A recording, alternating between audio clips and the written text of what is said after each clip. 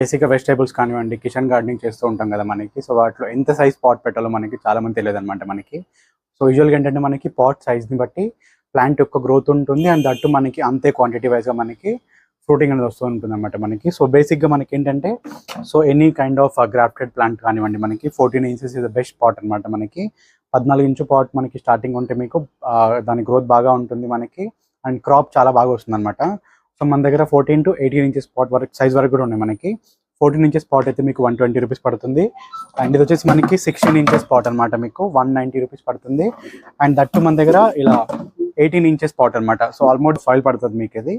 So, 18 inches pot అయితే మీకు 320 rupees ఉంటుందన్నమాట.